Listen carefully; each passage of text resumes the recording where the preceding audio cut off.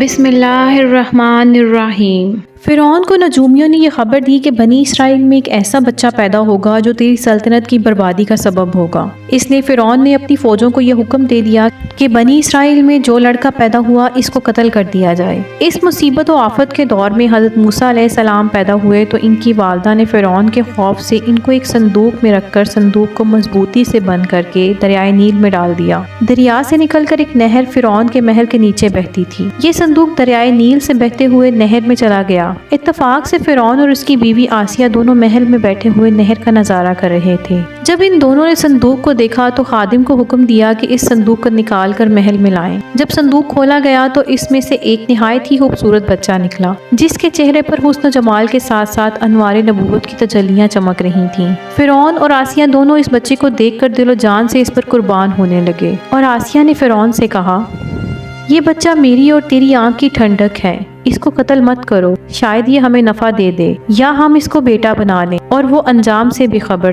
اس پورے واقعے کو قرآن مجید میں اس طرح بیان فرمایا ہے، جس کا ترجمہ یہ ہے، اور جب ہم نے اے موسیٰ تیری ماں کے دل میں وہ بات ڈال دی جو الہام کرنا تھا کہ اس بچے کو صندوق میں رکھ کر دریا میں ڈال دے، تو دریا اس کو کنارے پر ڈال دے کہ وہ اس کو اٹھا لے جو میرا اور اس کا دشمن ہے۔ اور میں نے تجھ پر اپنی طرف سے محبت ڈال دی اس لیے کہ تو میری نگاہ کے سامنے پالا جائے۔ چونکہ ابھی حضرت موسیٰ علیہ السلام شیر خوار بچے تھے، اس لیے ان کو دودھ پلانے والی کسی عورت کی تلاش ہوئی، مگر آپ کسی عورت کا دودھ پیتے ہی نہیں تھے۔ ادھر حضرت موسیٰ علیہ السلام کی والدہ نے بے حد پریشان ہو کر حضرت موسیٰ علیہ السلام کی بہن مریم کو جستجوئے حال کے لیے فرعون کے محل میں بھیجا، اور مریم نے جب یہ حال دیکھا کہ بچہ کسی عورت کا دودھ نہیں پیتا تو انہوں نے فرعون سے کہا کہ میں ایک عورت کو لاتی ہوں، شاید کہ اس کا دودھ پینے لگے۔ چنانچہ مریم حضرت موسیٰ علیہ السلام کی والدہ کو فرعون کے محل میں لے کر گئیں۔ انہوں نے جیسے ہی جوش محبت میں سینے سے چمٹا کر دودھ پلایا تو آپ دودھ پینے لگے۔ اس طرح حضرت موسیٰ علیہ السلام کی والدہ کو ان کا پچھڑا ہوا لال مل گیا۔ اس واقعے کا تذکرہ قرآن مجید کی سورہ قصص میں اس طرح سے بیان کیا گیا ہے، اور صبح کو موسیٰ کی ماں کا دل بے صبر ہو گیا،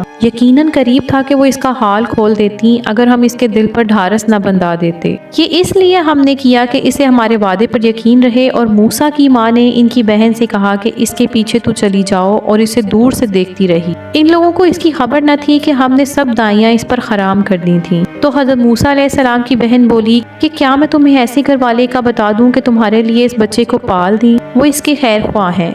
تو ہم نے اسے ان کی ماں کی طرف لوٹا دیا کہ ماں کی آنکھ ٹھنڈی ہو اور وہ غمگین نہ ہو، اور وہ جان لے کہ اللہ کا وعدہ سچا ہے، لیکن اکثر لوگ اس کو نہیں جانتے۔ حضرت موسیٰ علیہ السلام کی والدہ کا نام یوحان اور باپ کا نام عمران ہے، اور حضرت موسیٰ علیہ السلام کی بہن کا نام مریم ہے، مگر یاد رکھو کہ یہ وہ مریم نہیں ہے جو حضرت عیسیٰ علیہ السلام کی والدہ ہیں۔ حضرت عیسیٰ علیہ السلام کی والدہ مریم حضرت موسیٰ علیہ السلام کی بہن سے سینکڑوں برس بعد پیدا ہوئی تھیں۔ ناظرین اکرام، اس واقعے سے ہمیں یہ سبق ملتا ہے کہ جب اللہ تعالیٰ کا فضل ہوتا ہے تو دشمن سے وہ کام کروا لیتا ہے جو دوست بھی نہیں کر سکتے۔ دیکھ لیجئے کہ فرعون حضرت موسیٰ علیہ السلام کا سب سے بڑا دشمن تھا، مگر حضرت موسیٰ علیہ السلام کی پرورش فرعون کے گھر میں ہی ہوئی۔ یہ بھی معلوم ہوا کہ جب اللہ تعالیٰ کسی کی حفاظت فرماتا ہے تو کوئی بھی اس کو ضائع نہیں کر سکتا، نہ ضرر پہنچا سکتا ہے۔ غور کرو حضرت موسیٰ علیہ السلام کو کس طرح بحفاظت صحت و سلامتی کے ساتھ اللہ تعالیٰ نے پھر ان کی ماں کی گود میں پہنچا دیا۔ مجھے اجازت دیجیے، آئندہ ایک نئی ویڈیو کے ساتھ آپ کی خدمت میں حاضر ہوں گی۔ اللہ پاک آپ کا حافظ و نگہبان۔